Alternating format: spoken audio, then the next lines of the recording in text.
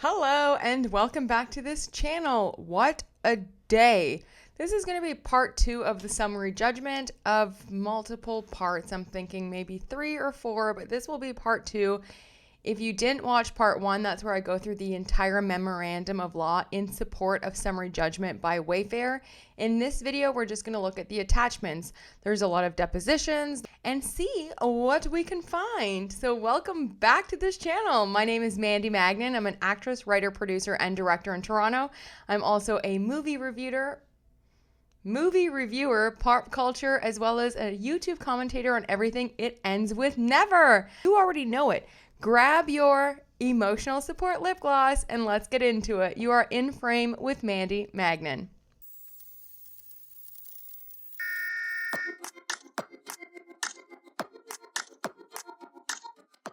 Okay, nice and breezy. Let's just start with a couple of declarations. I'm going to start with the declaration from Justin Baldoni as well as the attachments in his declaration. We'll move on to Jamie Heath's declaration with his attachments, and then we'll just go through. We'll just go through the exhibits, okay? The declaration from Justin Baldoni.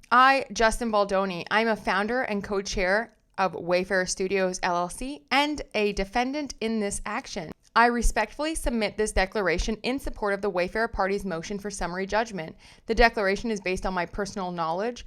I recall that at some point during the first phase of filming, I was in a car with Miss Lively discussing the themes of the book and the film It Ends With Us.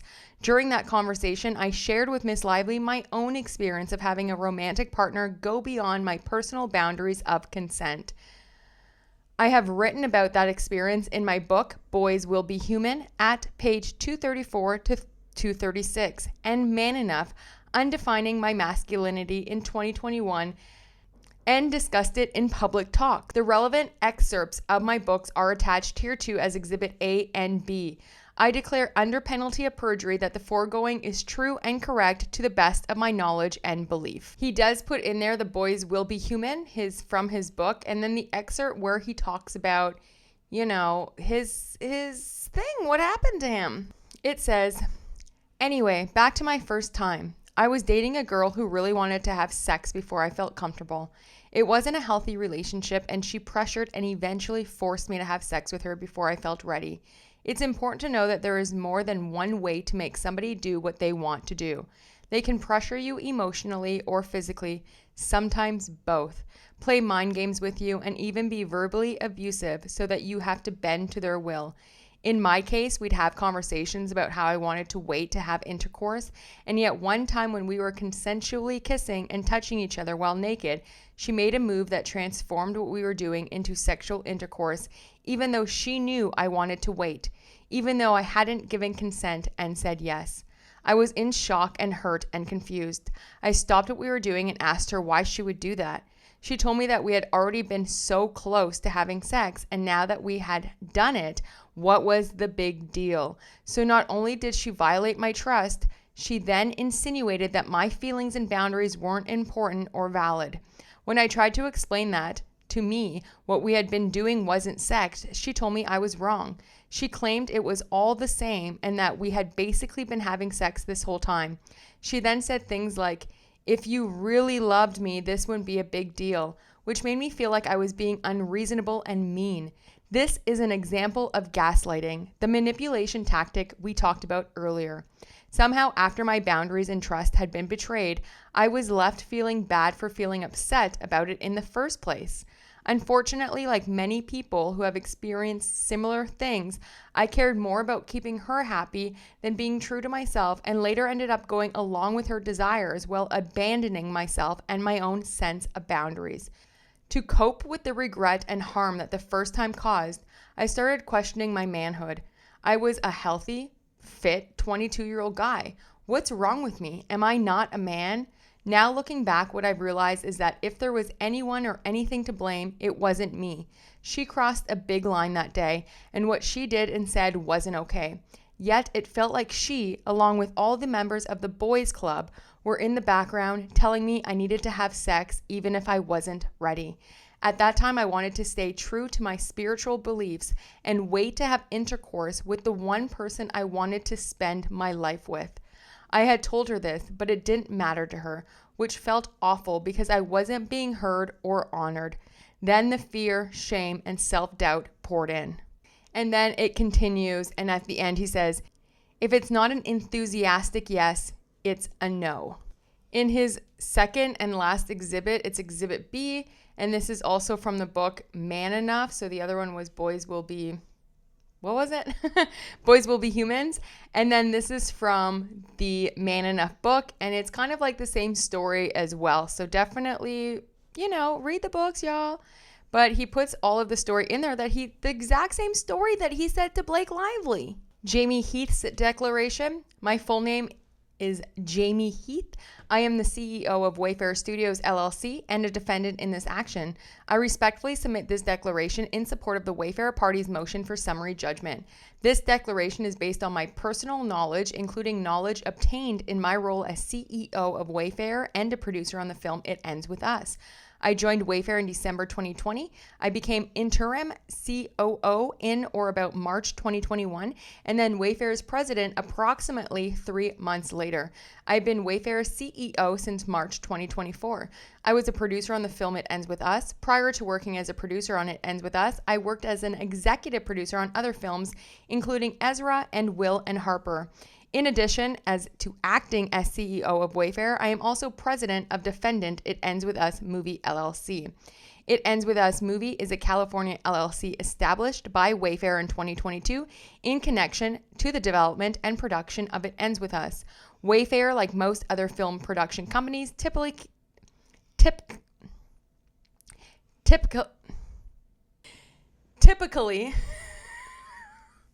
Have you ever had a dream that you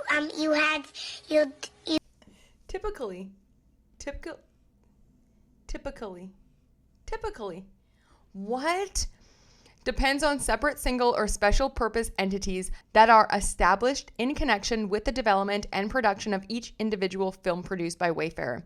Establishing a production-specific SPE is common in the film industry to separate each production's liabilities, investments, and ownership structure, right assignments, distribution, and accounting. Using a separate project-specific entity is also necessary to, for example, calculate net proceeds and back-end profits from each film for the purpose of calculating profit participation that may be due to cast and crew members entitled to such compensation.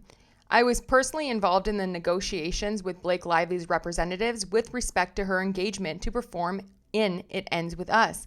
I was also involved in negotiations relating to a short-form written offer letter that set forth the basic terms for Miss Lively's anticipated performance in the film, as well as a long-form actor loan-out agreement, intended to set forth the complete terms of Miss Lively's agreement. Although this document contains red-lined revisions, my understanding is that this is the version that was accepted by the parties. At the time principal photography for It Ends With Us began, on or around May 15th, 2023, Miss Lively had not executed the ALA, the terms of which remained subject to negotiations between It Ends With Us movie and Miss Lively's representatives. Miss Lively had also not executed the ALA as of January 19th, 2024. That was the date on which I, on behalf of It Ends With Us movie, executed a document dated November 15th, 2023 that Miss Lively attorneys referred to as a side letter to the ALA. Miss Lively refers to that side letter as the contract writer, CRA, in her second amended complaint. Following the execution of the CRA in January 2024, It Ends With Us movie and Miss Lively's representatives continued to negotiate the terms of the draft ALA for months, but no agreement was ever reached, and Miss Lively never executed the ALA. No one ever executed and delivered to It Ends With Us movie any version of the ALA on behalf of Miss Lively's loan-out company, Blakely Inc., nor did Miss Lively ever execute and deliver to It Ends With Us movie the inducement attached draft to the ALA. To the best of my knowledge, throughout the period during which It Ends With Us movie and Miss Lively's reps negotiated the terms of the draft ALA, neither side ever suggested changes to the entire agreement provision. the company's breach provision, the non-waiver provision, or the limitation on damages provision contained within the standard terms attached as Exhibit A to the draft ALA. Nor did Ms. Lively's reps ever seek to add Wayfarer as a party to the draft ALA. Wayfarer was never added as a party to the draft ALA or the CRA. It Ends With Us movie was never asked to and did not provide health insurance benefits to Lively. To date, No More has received nearly $600,000 for the film. So to all your haters, to all the Blake Lively supporters who said that No More never got anything, he's saying under penalty of perjury that No More received $600,000. Adam Munshin, the actor playing the doctor in the film's birthing scene, was a local union actor. I declare under penalty of perjury that the foregoing is true and correct to the best of my knowledge and belief. He has about 4 attachments, and a couple of them are actually sealed. But this is the writer that was sent. It Ends With Us, Lily Bloom. This was sent on March 17th, 2024. And it's basically just the exact thing that you would see as an actor. I mean, it's very generalized. You get the fee, how much you're going to pay, the compensation, the box office bonuses, award bonuses, schedule and location. A credit, this is important. So there's going to be an on-screen credit. It's a single card. So all of these things that you see are things that your agent and manager fights for. So just because you get a role in a movie or a TV show, even at the beginning where it says introducing, like if you're a new actor, or in the trailer, like sometimes you even have to fight to have your name in the trailer. Like these are all things that happen through negotiation. This is like all normal that you get it in writing that like, okay, my name will be on the trailer. I'll get an on-screen credit. I'll be on the poster, et cetera, et cetera, et cetera. So she's going to get an on-screen credit. First position, main titles, paid ads, customary ties, an executive producer credit, on-screen and in paid exclude ads, first position among executive producers. Of course she would get the first position. I mean, who else would get it? Travel, approvals. So she has like, yeah, has her own pre-approved makeup artist, pre-approved wardrobe personnel, stand-in, stunt double. Why do you need a stunt double? This movie is like, when you watch It Ends With Us and you see kind of like how PG it turned out, I don't think it was supposed to be like that at all. Like Blake Lively really like twisted this around and made it. She wanted it to be like bigger than Another Simple Favor, but that same kind of tone, I think, like very commercial and like goofy and silly, and had no idea that she was actually going to need to like dive in emotionally and act. But what do you need a stand-in and a stunt double for, girl? Like, oh my gosh. Wow. And then they're even going to pay for her assistant to be there. That must be nice. This is all the same thing that we've kind of seen. It does say here that miscellaneous, which is strange, that no nudity, simulated sex without artist's prior written consent and negotiation execution of a nudity writer, no digitizing or doubling in connection with nudity, simulated sex without actor's prior written consent. To me personally, like, that would be so crazy, because if you already have a body double and they're trying to achieve certain shots that the actor doesn't want to do because of boundaries, comfortability, whatever it is, that's your right as an actor. But if they get like another double to do it, you shouldn't have a say if it's being used or not. Like, okay, like it's for the story and for the art, you know? No doubling without artist prior consent. Ugh. And then it does say at the very bottom, once we reach an agreement on the above terms, we will be happy to distribute a long-form agreement, incorporating the terms herein and other standard terms. But they never did, because Blake never signed it. This is the agreement that they came up, well, it was proactively dated to November 15th. This was the list that Blake Lively gave them, you know, the return to protections work. But just look how it's written.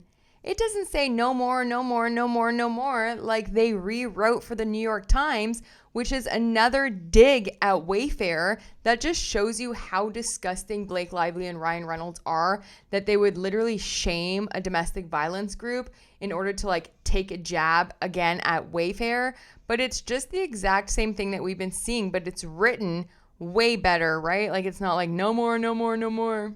Wayfarer will engage an A-list stunt double approved by artists to rehearse and perform any scenes involving the character Lily that depicts rape or any act of sexual violence. Artists will only perform close-up work or other pre-approved shots for such scenes.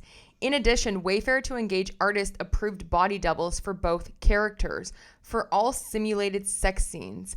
Wayfarer will use reasonable good faith commercial efforts to engage the same artist-approved individual as artist body double and stunt double. What? She didn't want to do any of the scenes? No offense, but like those kind of like emotionally charged scenes are like what every kind of actress wants to do, you know, or at least me. Let me just speak for myself. That's crazy. So she just wanted to do the shots of just her face, coloring in that dang coloring book.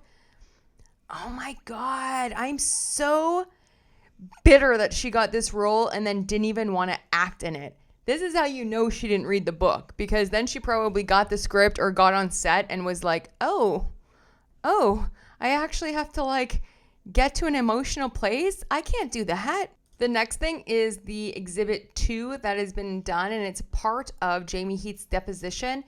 I just want to bring your attention to what exactly Wayfarer is trying to do. And I knew already that they were trying to be the antithesis to Hollywood movies, but it says here, the question is from Blake Lively's attorneys, what is Wayfarer's purpose as a company? And Jamie Heath says, we want to make art that lifts the human spirit, that speaks to things that oftentimes don't have an opportunity to be commercial. They don't have to be commercial, but oftentimes they don't have a path. To give filmmakers, sometimes new filmmakers, opportunities to make movies, to tell stories that a lot of people may not see are worth telling. And as I say, and my CFO gets mad at me all the time, is we want to make things that, and then you don't see it. Next, we are moving on to Exhibit 4. This is the deposition from Jamie Heath. And this is more deposition from Jamie Heath, and you're not going to believe this lawyer. Okay, I just read it really quick, like a little bit, but this is Ezra Hudson, and they are talking to Jamie Heath. So this is just another one of, just an excerpt from one of his depositions. And I just want to go, the first little bit, the lawyer, the beautiful lawyer for Blake Lively, was questioning him about his HR department and how many people work in the office and what his role is and what's the difference between that role and being a president, etc. But listen to this. On page 54 of the deposition, so who knows how long it was going on for. Different many shapes. It could be me because you were involved in just developing the project, but not involved in producing. It could be because you brought some money to it. There are distributors that if they distribute the movie and they would like an EP credit, which is executive producer, then there are vanity credits. Those are pretty much the distinctions. So you got a producer credit on It Ends With Us, correct? I did. Why did you receive a producer credit on that film? Let me ask you another question. You were provided a producer credit on the outset of that film, correct? It was not something that was provided at the end? Objection. Correct, he says. And what did you anticipate your role would be on the film for you to receive a producer credit from the outset? Objection. As I mentioned, producers are in the sandbox doing the work creatively, business-wise, and that was my... Then it's done. You're questioning him why he got a producer credit when your own client, Blake Lively, forced her way to get a freaking PGA? We move on. Page 138. Miss Hudson. Okay, all right, but just to go back to, I want to make sure I understand. It's your understanding that indie movies just have no HR, is that right? They don't have an HR department, but they have a representative on set, specifically that's HR. That they don't have any human resources representatives. That's typically the understanding is that you would go to one of your superiors, your supervisors, production supervisors, or the line producer or the AD. Also on call sheets, there are numbers of hotlines. And also you have your unions such as SAG and so on. Do you know whether there was a hotline provided to anybody who worked on It Ends With Us to call regarding HR matters? I believe there was a hotline on all of the call sheets that went out regarding if there was concerns of any matters that there was a line. If there was a hotline, who answered that? I don't know. You don't know who answered the hotline? I do not. Did Wayfarer pay for someone to answer the hotline? Wayfarer didn't, but It Ends With Us would have. If It Ends With Us would have, were you responsible at all for any of the financial management of It Ends With Us? On a top level. At a top level, okay. Do you have any recollection of ever authorizing or paying someone to man a hotline for the movie It Ends With Us? No, I would not have seen that specifically. You would not. And sitting here today, you don't know if that was actually happened, right? No, I do know there was a hotline. There was a hotline? There was. It's not like you just pay one person to sit by the phone. You set it up with a call center. Like, are these people okay? Anyway, we move on now. We're at 179. You produced a video and your lawyers produced a video in this case. Did you provide the video of a video in which your wife is in a tub with a baby to your lawyers to produce to us in this case? I did. Okay. Where was that video stored? You mean at what point? At the point that you took it to give to your lawyers. Where did you get it? Where was it? I believe it was on my phone. It was on your phone? I believe so. Okay, did you edit the video at all before giving it to your lawyers? I did not. So the video you gave was the complete video as it existed on your phone. Correct. What in your memory did the video depict? It's our midwife, my sister, my kids, my wife, myself, our newborn baby. I believe we were singing or praying. The baby was crying. And then at some point we were whispering a prayer in the baby's ear. That's what you recall? Yeah. And your wife was in a tub? A birthing tub? Yeah, a birthing tub. And you said she wasn't clothed, but she had a towel over her? Objection. The towel was more over the baby, I think, because, when the baby came out of the water and you bring it up, then it's wet. So you put a dry towel to cover it. And in the video that you gave to your lawyers to give to us, were you in the video? I am. And are you nude in that video? No. Did your wife give birth in a tub? She did. Were you in the tub when she gave birth? I was. And then we just move on to page 197. It's in the middle of whatever they're talking about. Nothing. It seemed in context of they were there filming and had a lot of conversations happening. And so I did not think about that after. And there's been some testimony about Mr. SAROWITZ being at the set the day of the birthing video. I'm sorry, the day of the birth scene was filmed. Yes. And do you recall him being there that day as well? Correct? He was there later that day. I understand. But was he there on the set at some point during that day? Correct? Correct. I'm going to hand you what we've marked as Exhibit 9. There is already an Exhibit 9. I have Exhibit 9. Do you need this back? It's Exhibit 10. Okay. Then it skips to 209. I didn't know that she was in a state of undress. Do you? Do you have a specific memory of the incident that Miss Carroll, Miss Baker, and Miss Lively described? I do. Okay, what is your memory of that incident? Well, this is day 2 of shooting. We had got a text that morning, maybe the night before, but it could have been that morning from Miss Lively that she wanted to meet with me and Angie and Justin and Alex. We tried to have the meeting that morning. It didn't work out. We tried to have it in the afternoon, several attempts, and we were not able to achieve it. At the end of shooting, we were at the cemetery. I approached her and said, I know you wanted to meet today, but it's getting late, and suggested that maybe we do it the next day or something. She had said that she was going back to her makeup trailer. Could we meet her there? And we could have the conversation then. Not the conversation that she wanted to have in the morning, the conversation about whether or not we were going to do it that night or the next day. So the conversation, just so I understand it, was just about when the meeting was going to take place.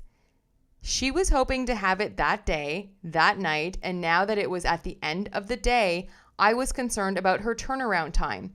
So just to be clear though, the conversation that you were going to have with Miss Lively in her makeup trailer, in your understanding, was about when this meeting was going to take place? Objection. Whether we were going to do it that night or the next day. Okay. So the four of us, Justin, myself, Angie Giannotti, and Alex Sachs, all went to her makeup trailer. The four of us. I knocked, heard some sort of come in or yes, or some indication that led me to believe it was okay to open the door. So the opposite of what the three witnesses said. You asked me what? I just want to make sure I understand. They said no, and you heard yes. Is that right? Objection. Ken, I don't know. Will you let him finish his answer? You asked him to describe his memory of the event, and you keep interrupting him. Okay, Miss Shapiro. That was to Ezra, Blake's lawyer. Well, I'm asking questions as he is providing the answer. Would it be okay if I just give you my answer? Go ahead. Is that all right? Go ahead. So I then knocked, to be clear, with Justin and Angie and Alex with me at the bottom of her steps. I knocked on the door, heard some indication to come in. As I took a step up, I saw that she was leaned back. She looked what I thought was either maybe breastfeeding or nursing. I said to her, "Oh, it looks like you're busy. Can I come back?" As I turned around, she said, "No, that's okay. You can just come in now. Just look away." And I said, "Sure." Now, I have never saw the front of her. I just saw this, which appeared to me a familiar, very familiar position of her feeding or nursing or pumping. So then I walked over to the side, looked away. We had a 2-minute conversation, could have been maybe 3 minutes, about whether or not we were going to have the meeting that night or the next day. I was trying to negotiate with her. Could we do it tomorrow because I was worried about the turnaround time? And we would lose money, which is an implication. We would lose hours in the next day, which is an implication of money. Because in union sets, you need to have a certain amount of time off. There is like actual rules for turnaround time for actors and crew. We had a conversation back and forth. She eventually said no. She had to have it tonight and she would not waive any sort of turnaround time and do it off record. So then I left, walked down the stairs out of the makeup trailer where Angie, Justin, and Alex were, reported to them she wants to do it tonight. I tried to convince her to do it tomorrow, but she wants to do it tonight. She walked out 4 or 5 minutes later, greeted us, said hello. We went into her then trailer and we had a discussion about what she wanted to meet with us about. And when she came to the trailer for the meeting, did she say anything about what had just occurred in her makeup trailer? She did not. This is on day 2. This is May. May 16th? May 16th.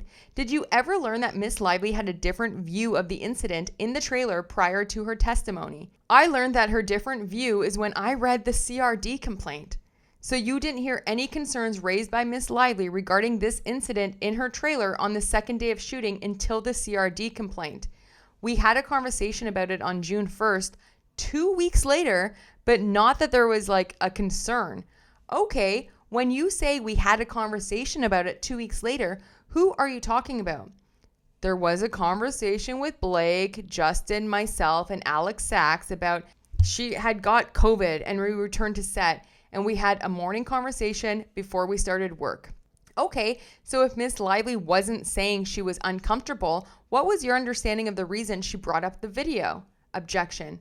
Oh, so now we're skipping past that whole trailer part, I guess. I can tell you what the interaction was and what I inferred from it. Miss Hudson. Sure.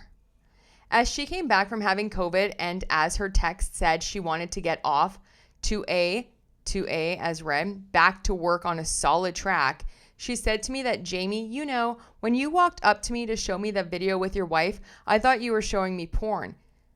I said, "Oh my God, I'm so sorry. Really? Oh my gosh."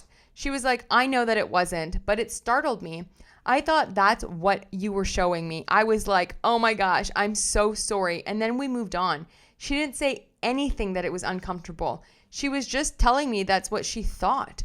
She recognized that that's what she thought it was and that it was, in fact, what I showed her. And then she moved on to the next subject. That is what Miss Lively said. So that's on page 219. Then we skip now, 223, a few pages.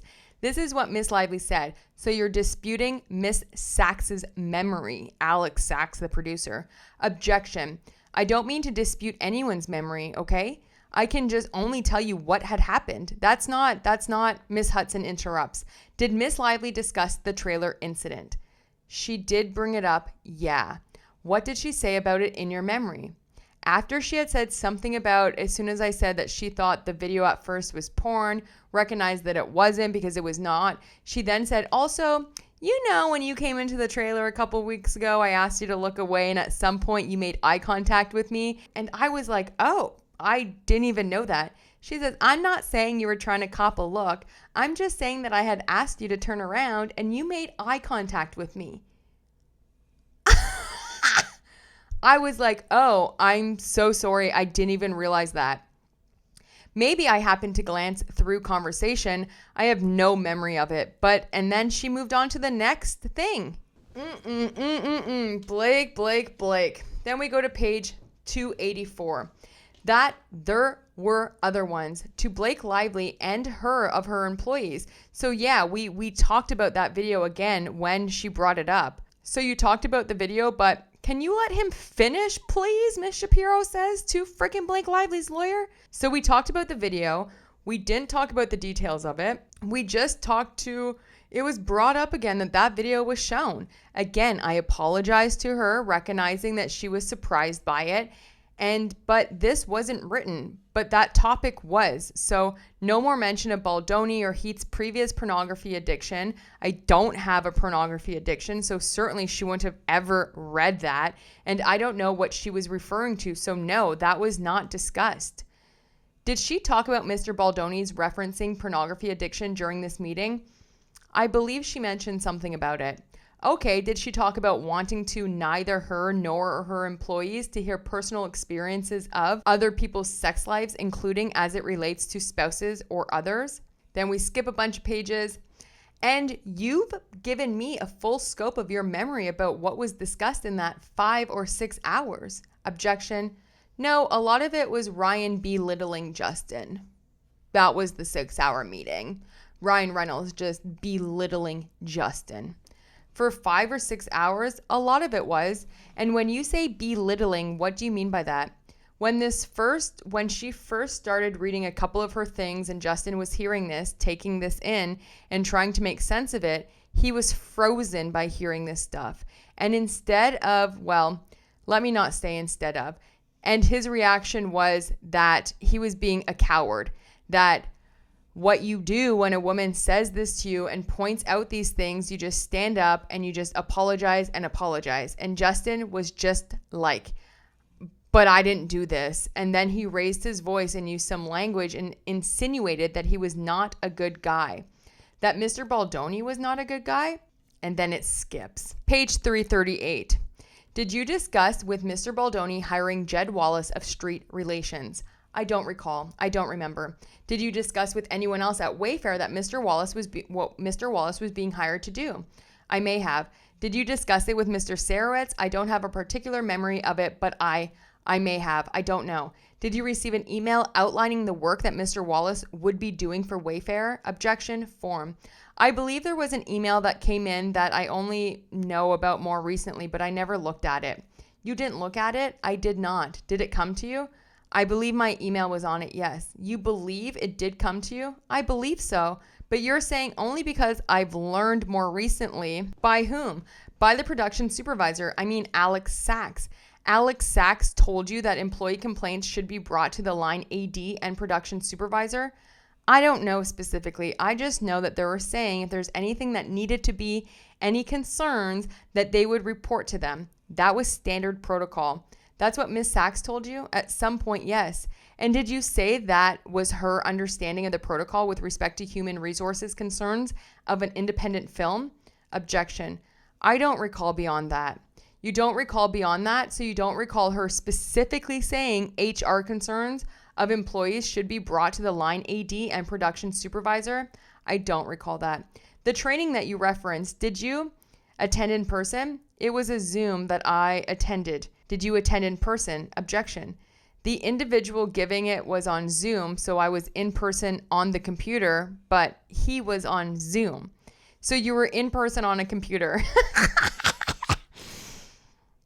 The training was remote. The individual giving the training was remote. So I was in front of my computer on the frickin' training. So were you not in a room with the other cast and crew? Is that right? No. Was the other cast and crew assembled in a room for the training? Do you know? I don't know. And where? Where were you physically located when you took it? I was at the production offices in New Jersey. In an office. Correct. And do you have any record of that? Like, oh my gosh. Next, we have excerpts from Justin Baldoni's deposition. It starts on page 42. So I guess they're talking about like equity or giving shares away. So he's been promised ghost equity or some sort of promise of equity in Wayfarer. I believe so. Can you tell me? I will start with Ahmed. Ahmed was my former partner at Wayfarer Entertainment, which was a small production company that I had started years ago. And he's an independent producer now, but I didn't feel like I could have started Wayfarer without his help with Wayfarer Entertainment, so I gave him a small piece of my own equity.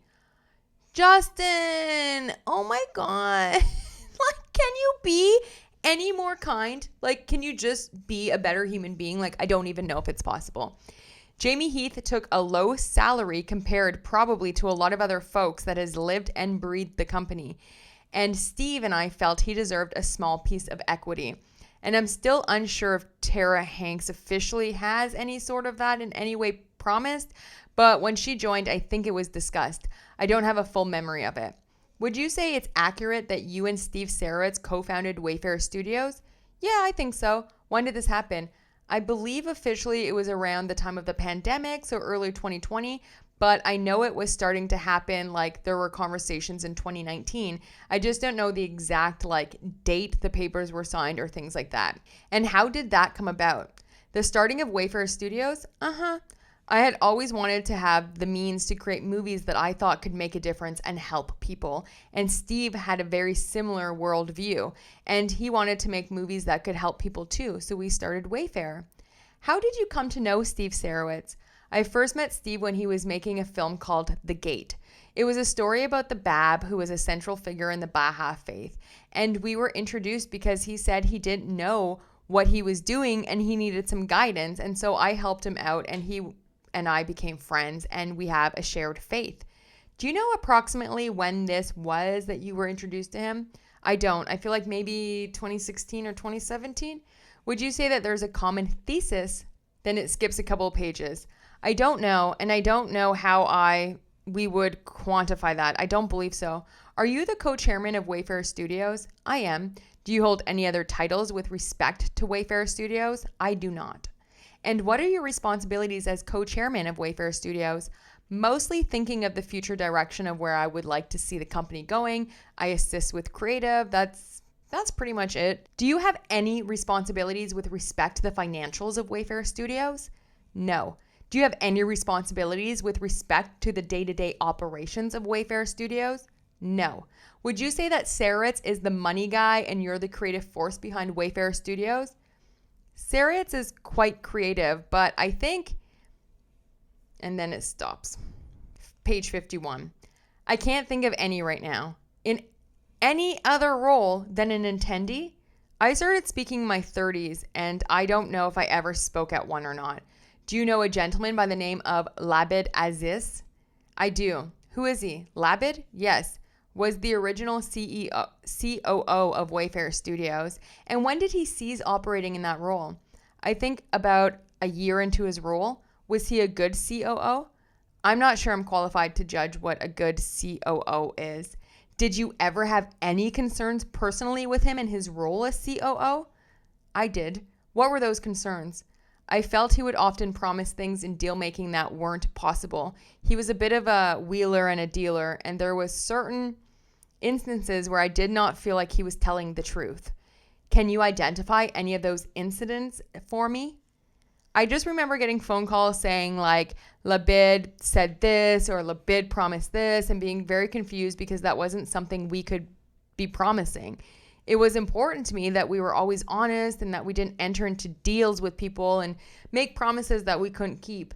And I didn't always feel that integrity didn't always feel he operated with that integrity. Can you give me any specific examples? The one I can think of right now is my dad is also in the entertainment industry. He was one of the founding fathers of what is called product placement. And I always wanted to work with my dad, and it's a really sweet relationship. But I remember my dad told me that he had promised Labid, or Labid had promised him that he could build out an entire product placement division of Wayfarer Studios, and that he would put him on a salary. And I think he got my dad's hopes up, which is my dad, you know, was 70, and that wasn't even, not even ever part. Then we continue. Can you explain the truth of what happened? If my memory is correct, I was being accused of many things, but one of them, like putting Miss Lively on a phone call with a dietitian, which was a lie, an extreme distortion of the truth. Who is Dan Saladino? He's a personal trainer. Is he Miss Lively's personal trainer? I would assume so. And what about your text messages with him did you believe at the time would help you demonstrate the truth of what happened? The communication between him and myself that showed that he was also working with me. How many screenshots do you recall sending to Mitz? I wish I could tell you. I don't know. More than 2? Yeah. More than 5? Probably. More than 10? That was a very hard time. I'll say yes.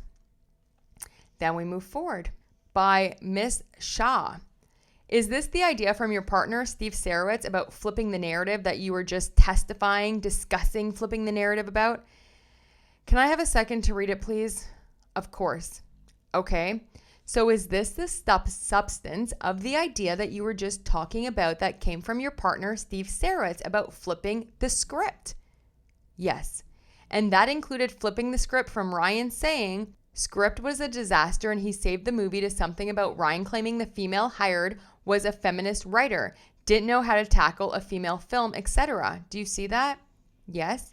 This idea that this was a female writer in a female film and that Ryan Reynolds was saying was essentially misogynistic, did that come from Steve SAROWITZ? Objection.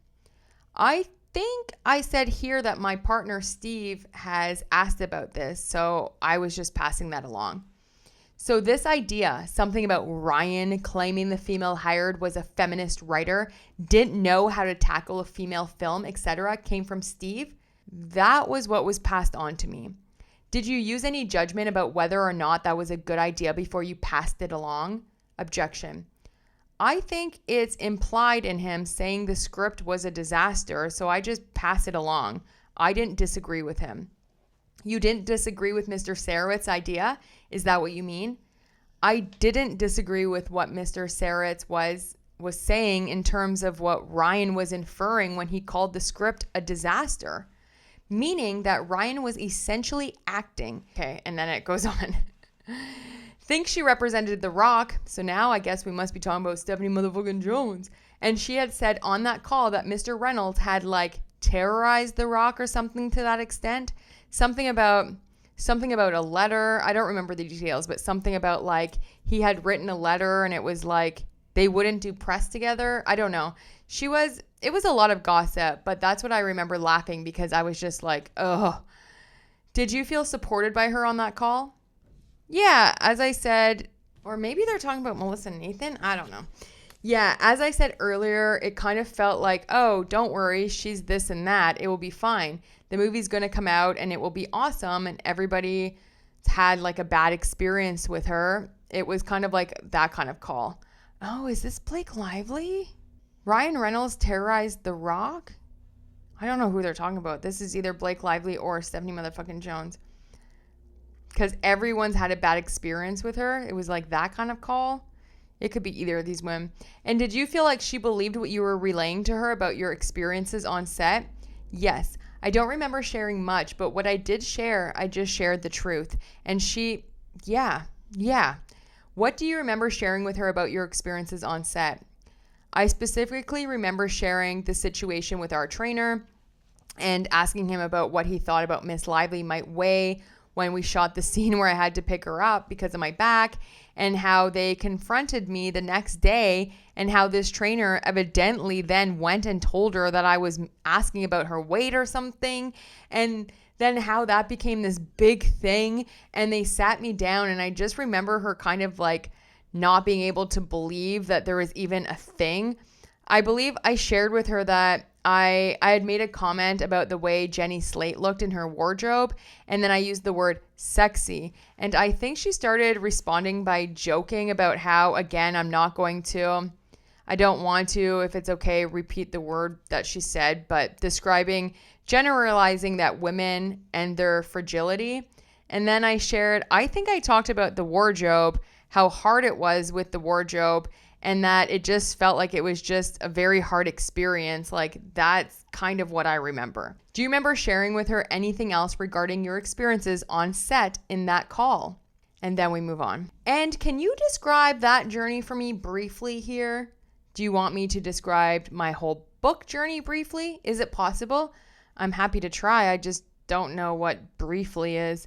I'm just trying to understand what was the idea behind the book and the podcast.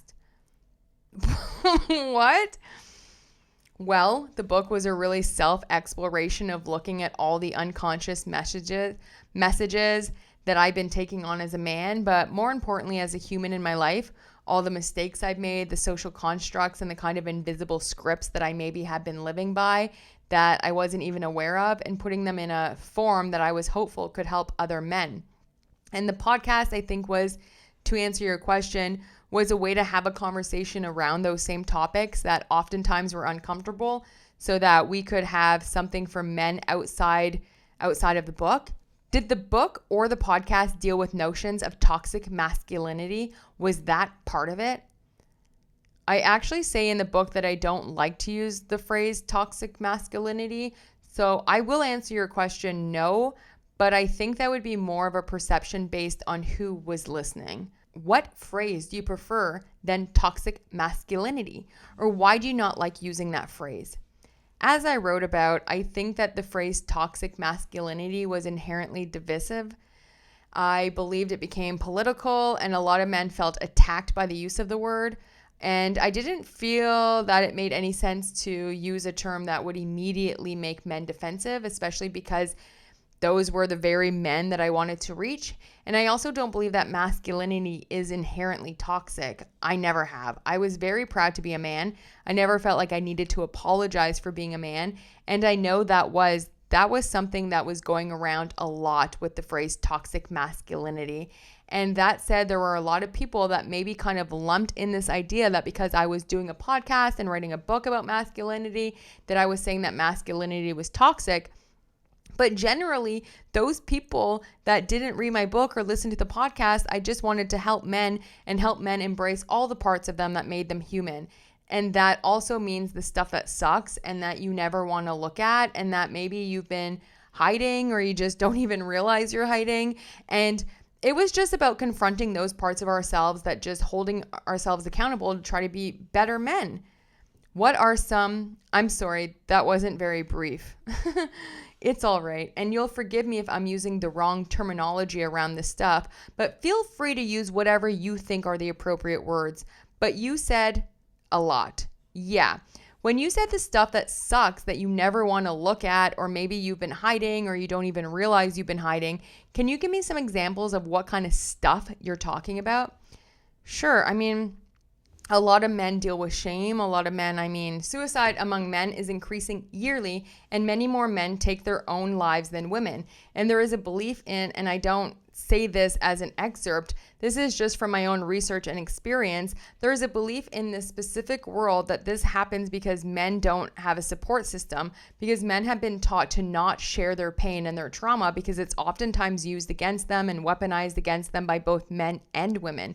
So an example could be a man that was abused as a child who never spoke to anybody about it. In this case, I will give you an example of a man that was maybe abused by an older man, but this man identifies as being heterosexual. But because he was abused by an older man, struggles with the abuse itself and being taken advantage of.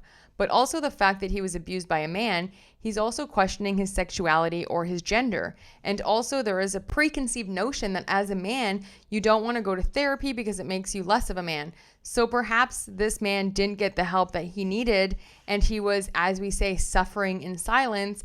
and he didn't know who to reach out to. And instead, that man took out all of these feelings of shame and unworthiness and confusion about what happened to him and blamed himself and would take that out on other people.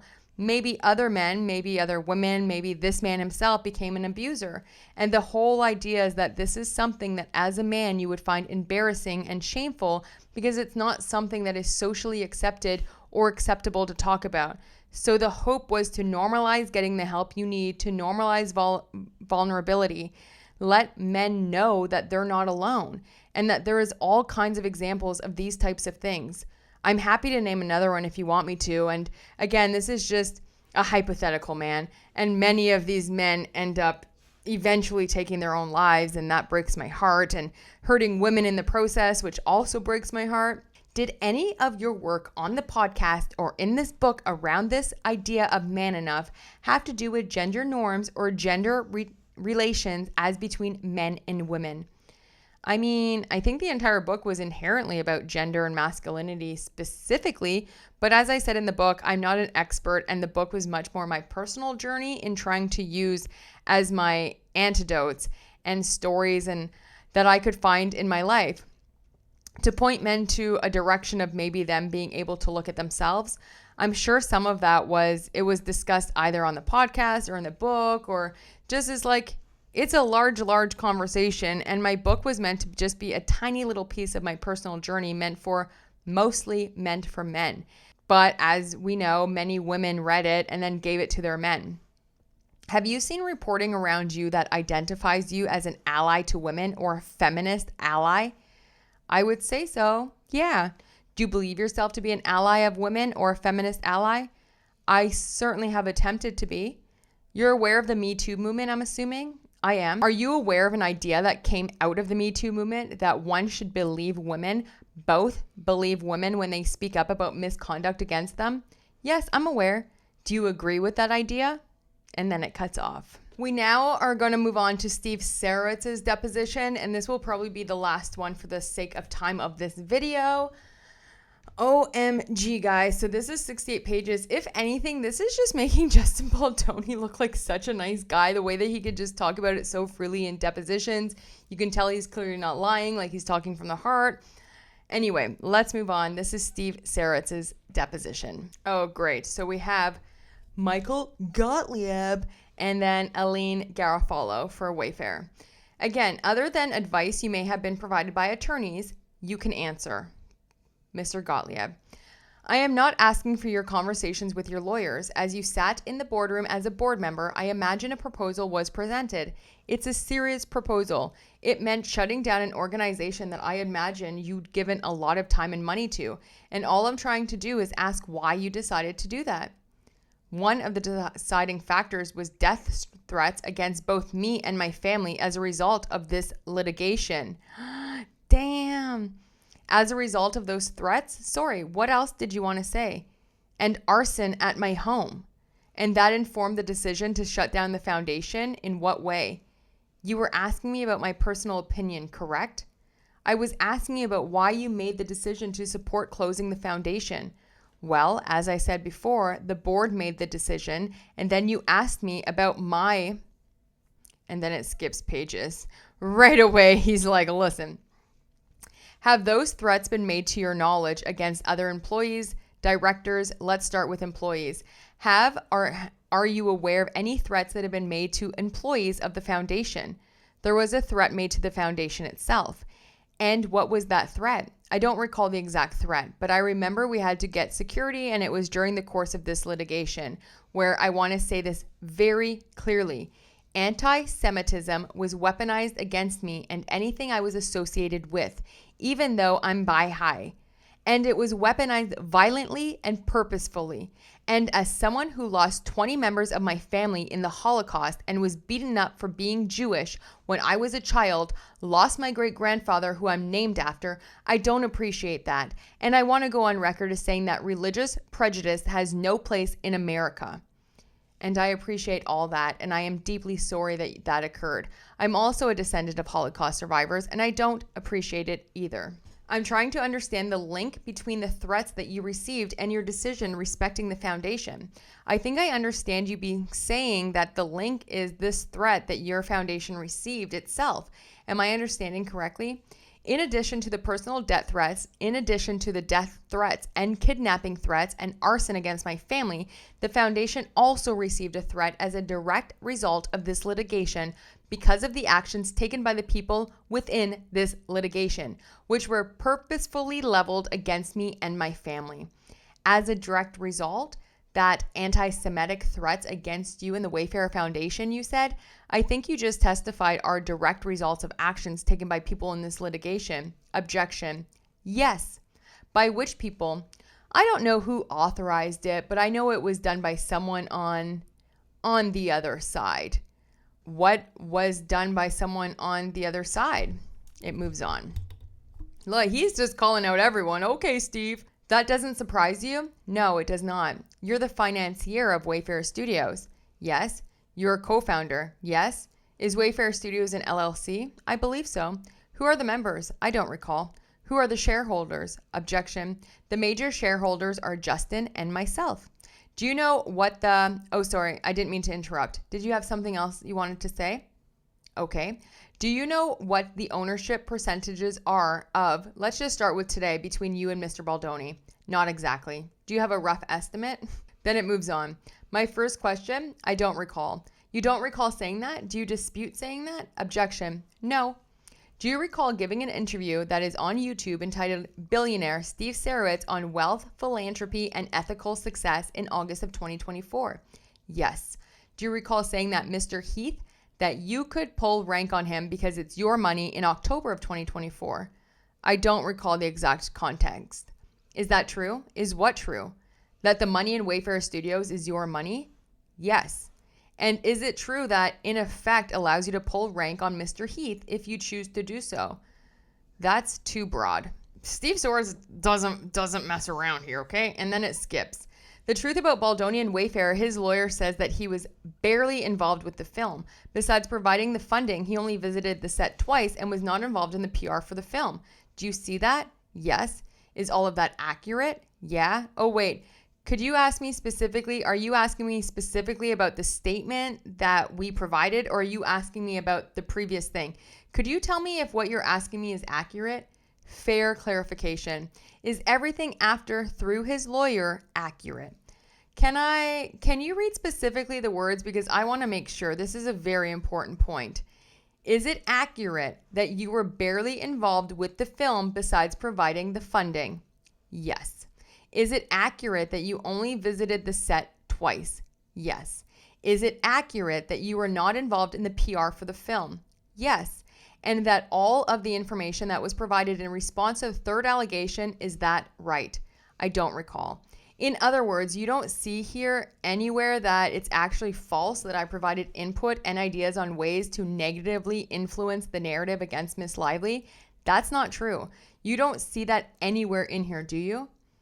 It's implied very strongly by this answer, by saying I'm not involved with the PR, that I would not, since I wasn't involved with the PR, which is correct, that I would not have provided ideas. Also, we never did a smear campaign. So it's implied strongly. That's your testimony, right? It's my testimony that I never gave any input on ideas or ways to negatively influence the narrative against Miss Lively and her family. It's my testimony that I never did that, then or now. Never, correct. Even after litigation was commenced, correct. How do you define negatively? Objection. It's my testimony that the sole intent was to use my money to promote the truth about Baldoni and Wayfarer. So if I were to ask out the word negatively from this sentence and ask you, did you ever provide input and ideas on way to influence the narrative, and then I modify against and have it to be about, let me reread it in the way I'm modifying it, and then I will ask you the question. Did you ever provide input and ideas on way to influence the narrative about Miss Lively and her family? Objection. No. You never provided any ideas about ways that the media narrative about Mr. Reynolds could be influenced at any time? I don't recall. Do you want to spend a minute and think about it? There was one time that I suggested we should point out, after Miss Lively had said that Ryan Reynolds rewrote a scene, that we should point out that was the scene written by a female writer, and that was the sole time I remember. And why did you point that out?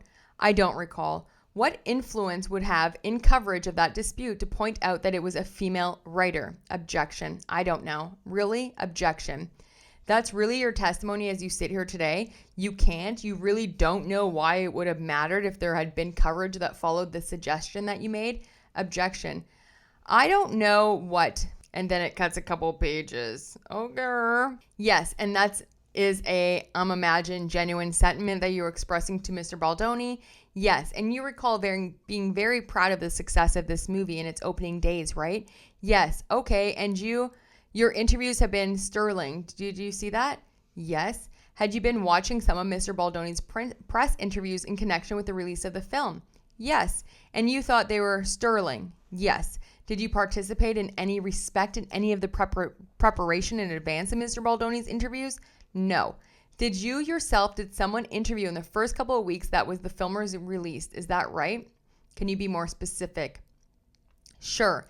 Did you do any media interviews in conjunction with the release of It Ends With Us? So let's call it the first couple of weeks of August 2024? Not specifically. Did you do any media interviews that occurred around that time? Yes.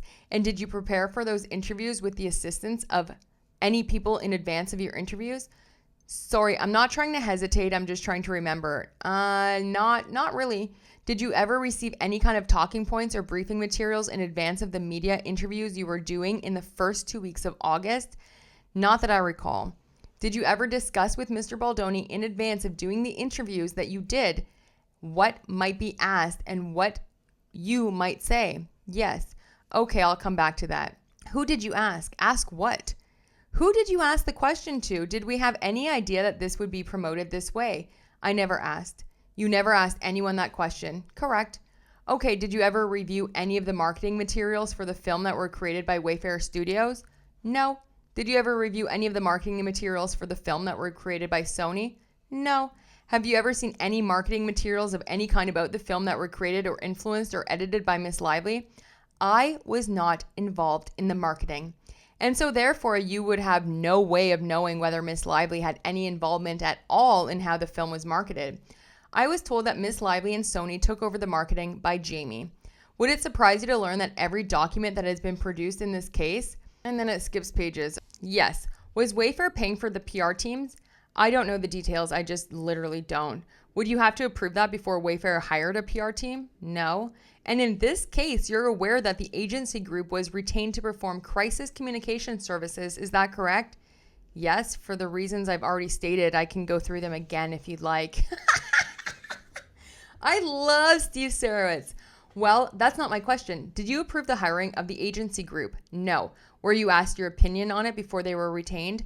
No. Did you vet the agency group before they were retained? No. Did you have any conversations with Melissa Nathan before they were retained? No. How about street relations? Are you familiar with street relations? Yes. You are aware that street relations was at one point retained by Wayfarer? Yes. Were you asked for your view on that retention? I don't recall. Did you approve strike that. Did you speak with Jed Wallace, the head of street relations, before street relations was retained? I don't recall. Do you recall anything about the retention of street relations? They were retained in regards to... Actually, let me change my answer. No, I was not consulted before they were hired. I just had to remember. Okay, what did you just remember? I just remembered when they were hired. Because at that point, I was not involved in the day-to-day. Okay, so when were they retained? I believe, I'm not 100% sure, but sometime around August of 2024. And how, I wasn't involved in that decision. How do you recall learning about that? I don't recall. What do you recall learning about street relations?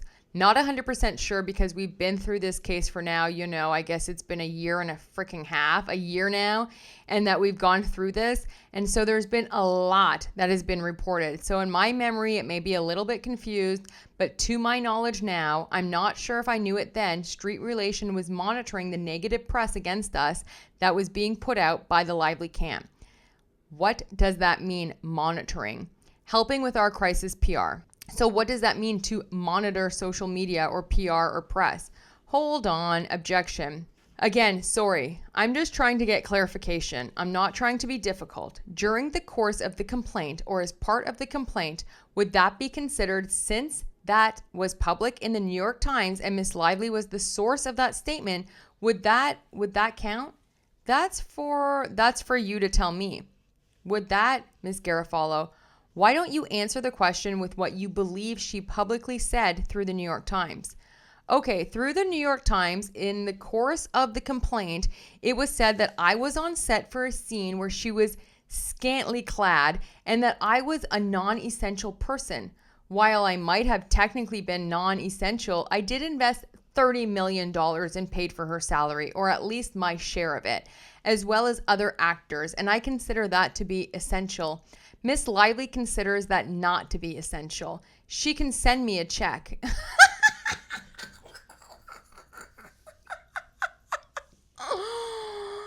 I can give her an address, or you could give it to her.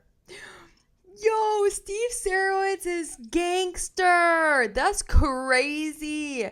But beyond that, I was not on set for that scene. And although I don't have direct, then we skip. That's all I'm interested in, is how your understanding of how you, Steve Sarowitz, were personally defamed and what she testified to in her deposition.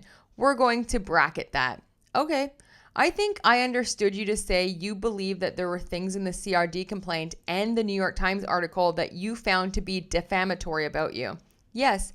Okay, and the example that you gave of that, I believe, was an allegation about a time when it was alleged that you were on set for a scene where Miss Lively was acting out the scene of giving birth. Is that right?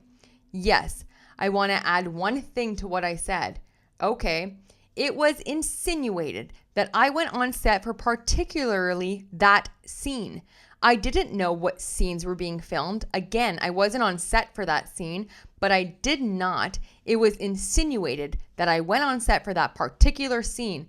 Of course, like I said, I wasn't on set for that particular scene. And also, I made no conscious decision to see Miss Lively in any particular thing because it wasn't important to me. Yo, Steve is pissed. Were you on set that day, the day that the scene was shot? Yes. And how do you know that? I didn't know it at the time. I was told later in a conversation with someone who was there that, oh yeah, that set was the scene. Because I said, what about that scene? Oh, that was filmed before you got on set. And there would be records, right, that would show that you traveled to New Jersey. Is that right? Yes. And those travel records would presumably show us when you arrived and when you left? I assume so. Do you have a calendar or diary that you keep? By diary, I mean a calendar. Do you keep a calendar? I do, but it wouldn't specifically say which scenes I was there for. But wouldn't the calendar have for, then we skip.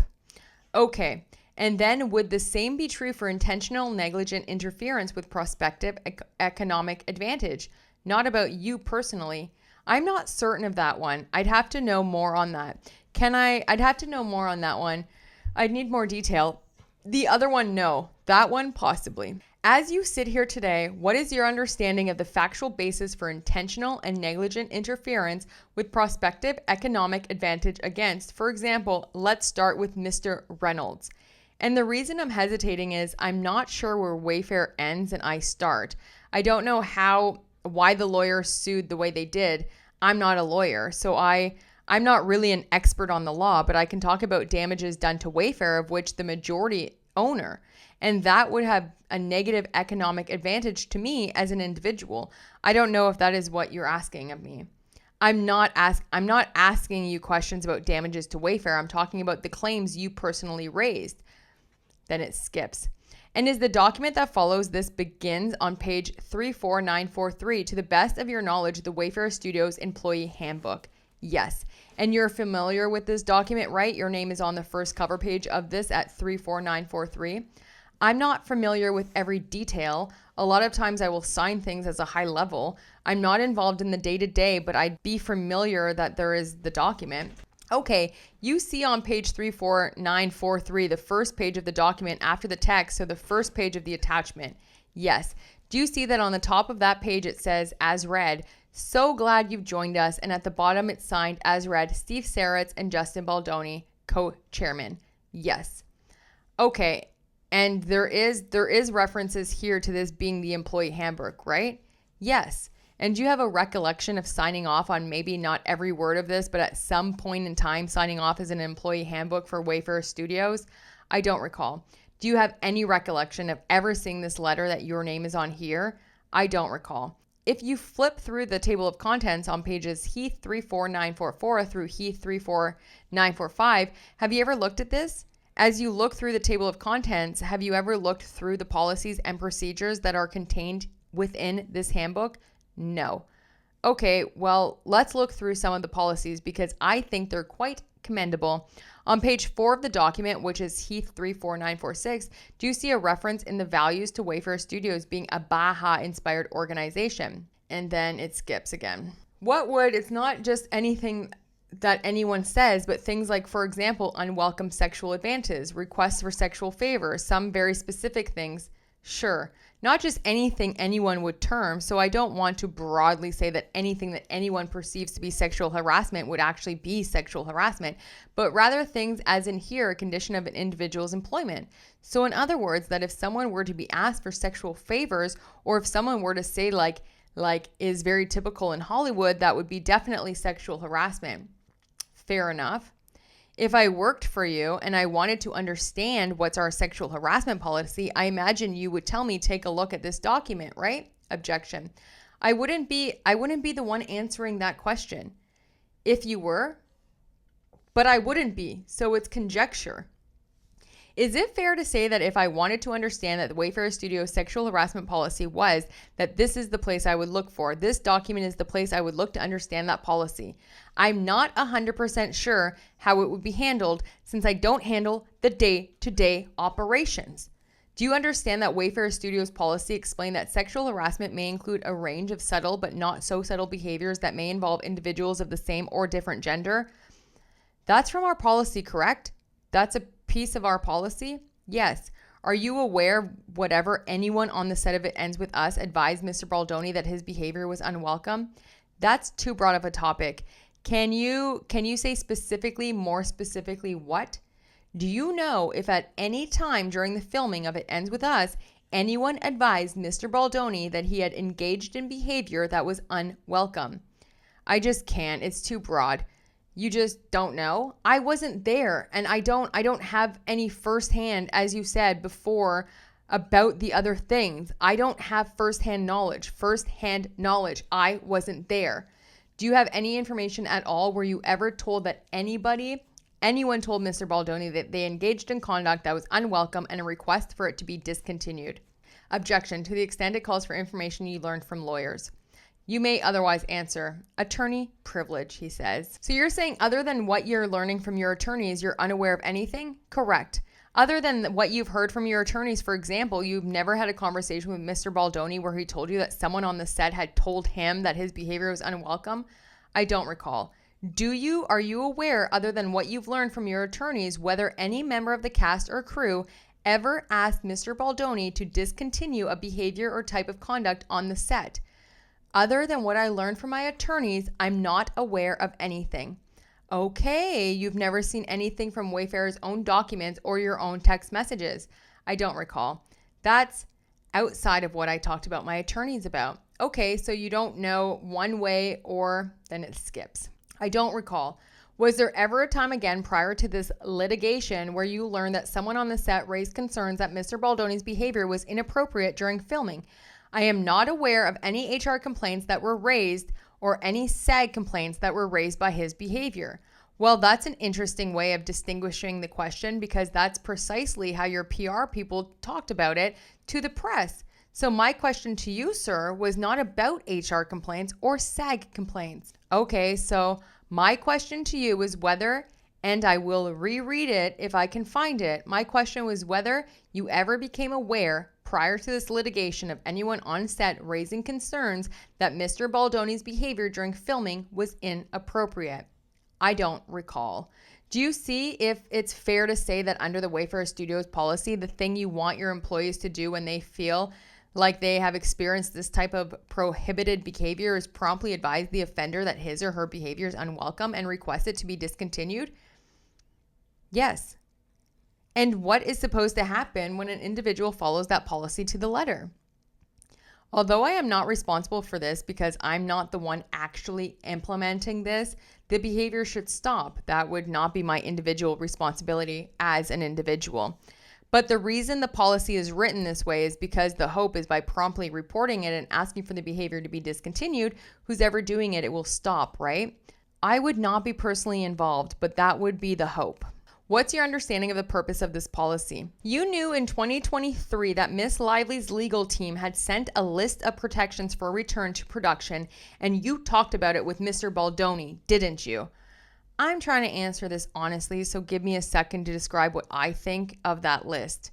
I believe that Miss Lively sent a list of things that she insinuated we did, which we never did, and that forced us basically, after millions of dollars were invested to the movie, to sign a list of things that we would do no more, that were never done as a ploy to take over the movie, which she eventually did. So yes, I believe that Miss Lively did send a list of demands for her to return to work.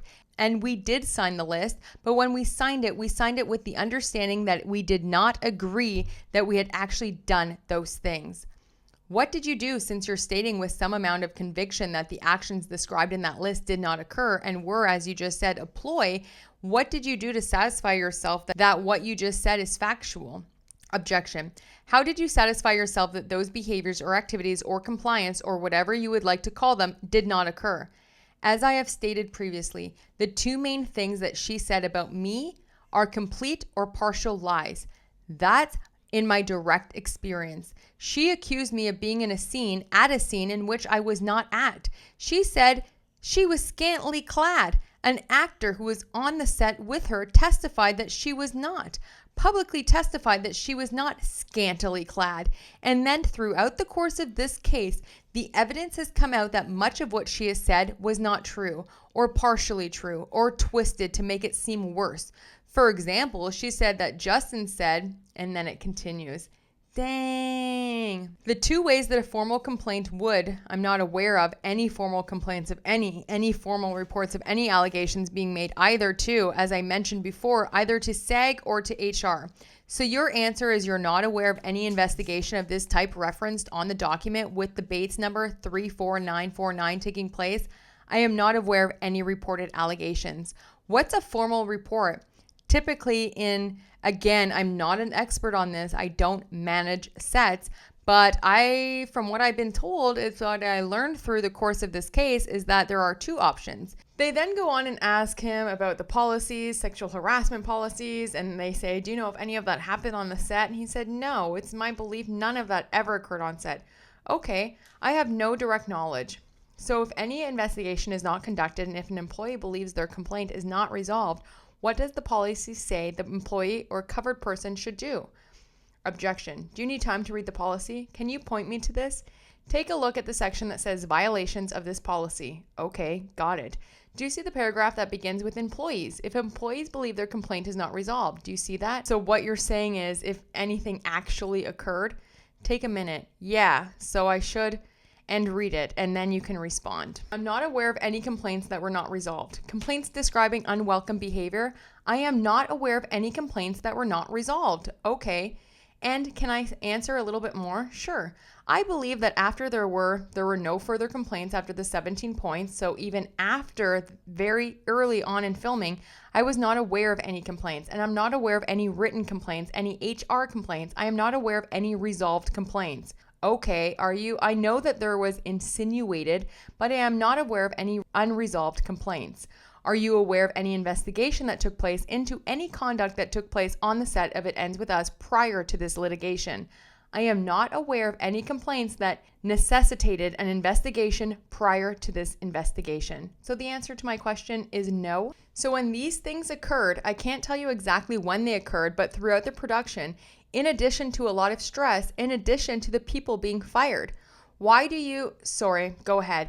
And this 17-point list essentially served very effectively, in my opinion, and I will give her a lot of credit for this, as essentially a knife to our throat throughout all of this, so she could get away with the crime she got away with. I thought you weren't involved in the production of the film. Correct. You were only visited the set twice, right? Isn't that what your lawyer told Forbes? That's what I told Forbes, and that's what I'm telling you. I only visited the set twice. That's the truth. That is the truth. Well, you used the word we a lot in the speech that you gave. And so what I'm wondering is, were you involved in the production of the film, or are you using the word we describing Wayfarer Studios? I'm using the word we as in the entity, Wayfarer Studios, of which I'm the majority investor. Not that I was individually involved in any of the actions, not that I was involved in any of this personally, nor do I have individual knowledge. However, the effects have hurt me as well, have hurt the company and myself as the owner of the company in that respect. Then they go on about the 17-point list of demand. Steve Sarowitz says, well, while we're talking about it, can we see it? He's like, I'll get to that. But do you ever recall learning anything about what was going on the set other than from Mr. Baldoni? Yes. Okay, what else do you recall as you sit here today? I talked to Brandon Sklenar when I was on set, and he was infused. He was effusive in his praise for Justin, his directing, Wayfarer, how he had been treated in general. So I met with him personally on the day I was on set. Which of the 2 days? The first day I was on set. Okay. My own experience from that day on set was that I did not witness anything untoward, but I would not have. Again, I was only on set twice, but that's what I would know firsthand. Okay, so you had a conversation, do you recall, from Mr. Sklenar, which was very positive about his experience? Effusive, yes. Effusive, your word. And you obviously had conversations along the way with Mr. Baldoni. Is there anything else you can think of as you're sitting here today that any other person from whom you might have learned information about what was happening on set? Yes. Who was that? Jamey Heath. Okay, so you had conversations with Mr. Heath during production? Yes. And did you talk to Mr. Heath and Mr. Baldoni by phone from time to time during production? I don't recall, but I assume so. Which was the first of the 2 days that you visited the set? Yes. Okay, how long would you say that interaction with Miss Lively took? A minute or two? Okay, anything else? I know this can be tedious, but anything else that you can think of in your head as you sit here today that informed your understanding of what had happened on set? I'm friends with one of the actors. Which one? Adam Munchen. And did you have a conversation with Mr. Munchen about what was happening on set? Nothing negative. My question was, did you have any conversation with Mr. Munchen about what happened on set? Just his experience. And when did you talk to Mr. Munchen? I don't recall. Did you recall how many scenes of the movie Mr. Munchen was in? I don't know. Would it refresh your recollection if I told you one? Yeah, that sounds about right to me. Do you know what scene he was in? Yes, he was in the birthing scene. Do you know what character he played? He played the doctor. The doctor that sat in between Miss Lively's legs while she was giving birth. I wasn't there. Have you seen the movie? I have seen the movie. Is that what happens in the scene? I don't recall. Did you talk to Mr. Munchen before he went to act for that scene? No. Did you talk to him after that? Yes. What was the nature of your conversation? Just his experience. And what did he talk about? Sounded like it was positive. Anything specific you can recall? No, I don't recall. Also, he confirmed my memory, which is that I wasn't there at that scene. When did that happen? After. During the course of litigation, after litigation, I just double checked and said, I wasn't there for that scene. He said, I know, I was there. When did the conversation take place? I don't recall. So you know roughly like month that would have occurred? I don't recall the exact month. Do you talk to him on the phone? Yes. Do you recall about how long the conversation was? No. Did you talk to him about anything else? I don't recall. And so the nature of that call, to the best of your recollection, is you asked him if he had a recollection of you being present for the birth scene, and he said he did not. I told my recollection, and again, this is going back to the call, that I had told him I wasn't there for the birth scene, and am I wrong about that? And he confirmed that. He said, yeah, you're right, you weren't there. Correct. Okay. Then they hand him a document, and he says, it's a little small for my old eyes. He needs a microscope. I have seen a lot of evidence personally involving me and others that Miss Lively's perspective is false. And I think misleading, false and misleading often, and I have mentioned with my own personal things in my deposition. I don't like to speak to others, but I can speak to the facts that supposed facts she said about me were either misleading or completely wrong, and I believe on purpose. For example, Miss Lively said I was going to, or I was at a scene I was not, insinuating for the entire world that I wanted to go and see a birthing scene because she was scantily clad, which I wasn't there, but I've heard she was also not scantily clad. Given my experience with Miss Lively, my personal experience with Miss Lively, and during her deposition, she insinuated I threatened to kill her and her husband, which I have never done. And even in the evidence that they offered in their own complaint, it very specifically says I did not threaten to kill them, and I was very clear about that, but she repeated it as such. Given the misleading things she said about me, I have every reason, and given my long-term friendship with Justin, where he has been sweet and kind to many people for many years, and his 19-year experience in the film industry with excellent relations with many people who I have met. Given my experience with both of them, I have reason to mistrust Miss Lively, direct reason to mistrust Miss Lively, and reason to trust Justin Baldoni. And then they talk about Jamie Heath walking into the freaking trailer. Anyway, he says, Steve SAROWITZ, given the lack of accuracy that I've seen by almost everything else that Blake Lively has said, I've come to doubt her veracity as a witness on almost everything she says. Given the things that I know, given all the evidence I have seen over and over and over again, however, it is possible that she could be accurate on something as well. And to figure out whether she was accurate, you probably want to know what the eyewitness to the events thought, right? There, we have a whole legal team. And again, as I mentioned, I'm an investor in many companies. I don't get involved in the details, but the legal team is involved. Then Mr. Gottlieb says, okay, we're going to attorney eyes only for a second. We are not attorney eyes only. Now we are? Okay. In her deposition, Miss Carroll testified about this event with Mr. Heath. She said the following: Blake was having body makeup done in the trailer by Vivian. We heard the door open and went, whoa, whoa, whoa, and it was Jamie at the door. I grabbed a cutting cape, which was over my chair, and held it up to try to cover her. And Blake said, whoa, whoa, whoa, don't come in. And he said, it will only take a second. And that's when all of this action was happening. He stayed in the trailer, they had a discussion, and he left. And it continues. And then it skips. Are you with me? Yes, I'm with you. No, that's okay. That's short enough. Go ahead. Okay, are you aware that Miss Slate had complained to Mr. Baldoni about him calling her on referring to her as sexy on May 18th? I am not aware of that. At any time prior to this litigation, did you become aware of that? No. Did you ever become aware that Miss Slate had gone to Mr. Baldoni and said, I don't like that comment, please stop? I don't know the details of that incident. Did you know that Miss Lively also around the same time complained to Mr. Baldoni about him referring to her as sexy? I am not aware of that. Would you be interested in what Miss Slate? I recognize you've said you don't believe anything Miss Lively says or something to that effect, or you find her incredible. What about Miss Slate? I would not use the word incredible. Lacking in credibility.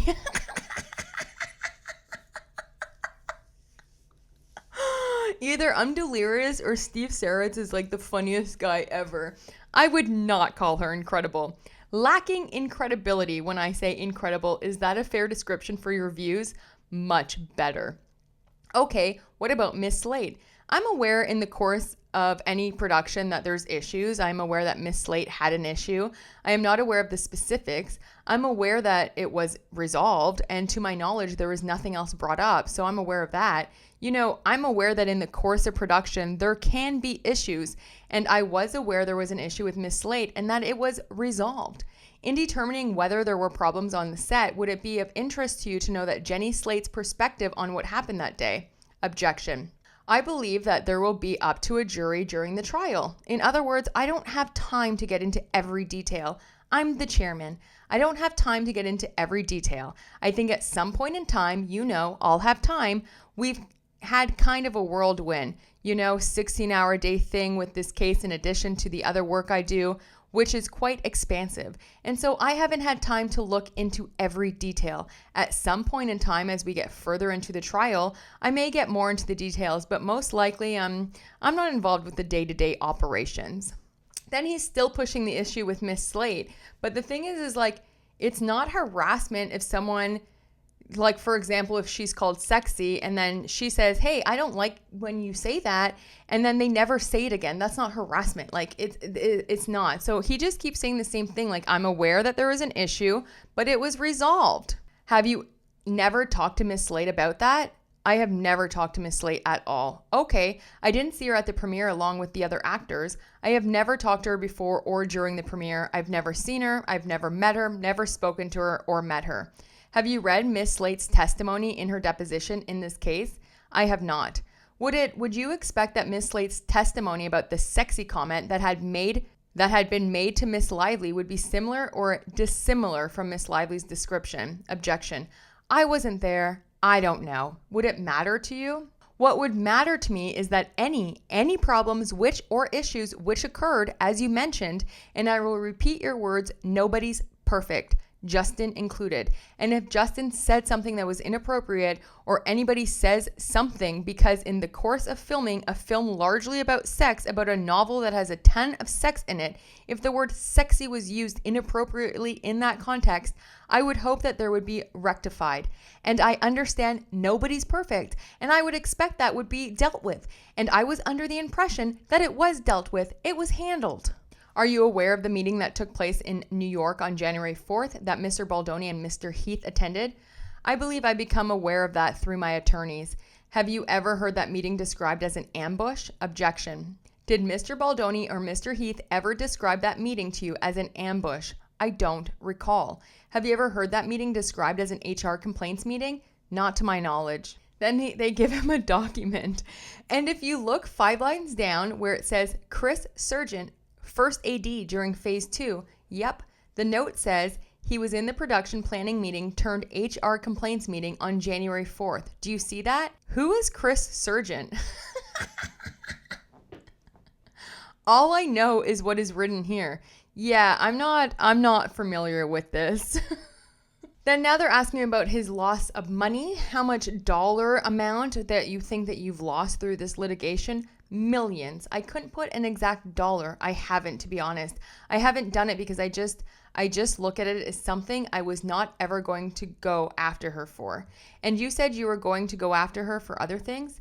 You had asked me a question as to the other things I was upset about. I'd listed them before. I don't know if you need me to list them out again, or can we just go back to my previous answer? Then they ask about the 17-point list of demands. He says, ultimately, we signed the letter under duress with a caveat saying that we didn't necessarily agree with it, but we signed the letter in order to get her back to work. But we had not done the things in the first place and continued not to do the things that were in the letter. My question was just whether Wayfarer agreed to meet the 17 conditions, yes or no. We agreed to continue not to do the things we weren't doing. So you don't recall talking to Mr. Baldoni on or around January 5th about the meeting that happened in the apartment building with Miss Lively and Mr. Reynolds on January 4th? I know we talked at some point in time. I don't know the exact date we talked. Okay, you see at 6:35 p.m. on January 5th, Mr. Baldoni sends a somewhat lengthy text message, which is on the page SAROWITZ 80, and then follows that up at 6:45 p.m. on the page SAROWITZ 81. Is the description that you see here generally consistent with any conversation you ever had with Mr. Baldoni where he described the meeting to you like this? I don't recall. Then they talk about the secret recording with Claire AYOUB. Did that happen before this occurred on September 27th, the conversation, or after? I don't recall. Were you asked to have a call with Claire AYOUB? I know I did. I don't recall how it came up. Does it seem like the kind of thing that you would have affirmatively reached out on your own to request? She was coming to show her film at the theater. I don't recall how the call came about. If we had your calendar from September or August of 2024, do you think we might find a Zoom meeting or meeting indication? Might we possibly find one with Miss AYOUB? Yes.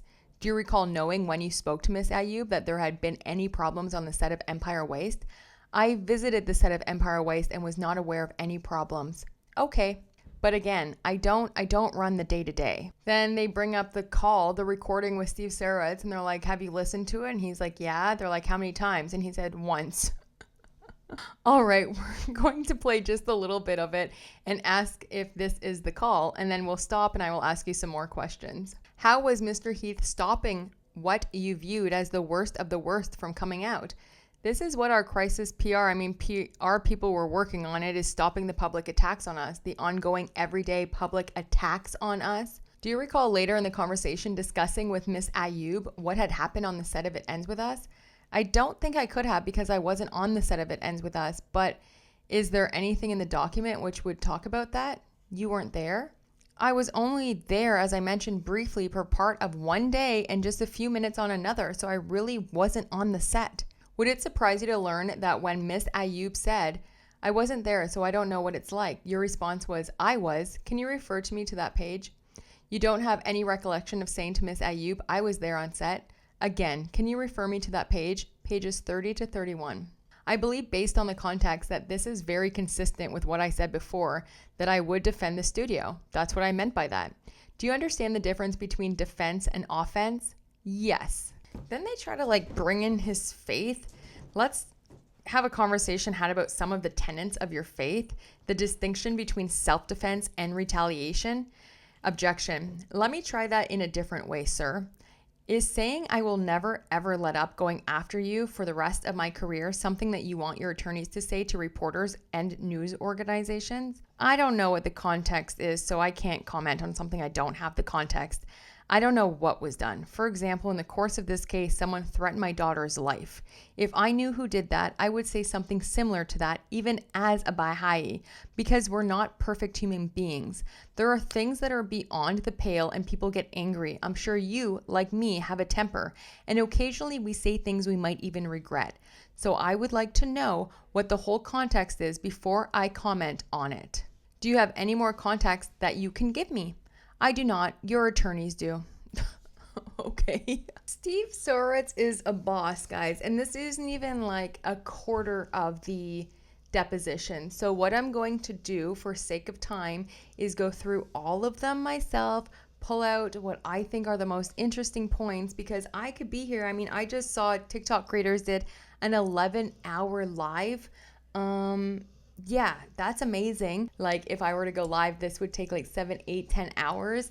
So this is just the beginning. But I mean, Steve SAROWITZ, okay. He was running circles around that lawyer Gottlieb. You know, you feel me? But drop your comments. Let me know if there's anything that you're like questioning or that you want to know more about.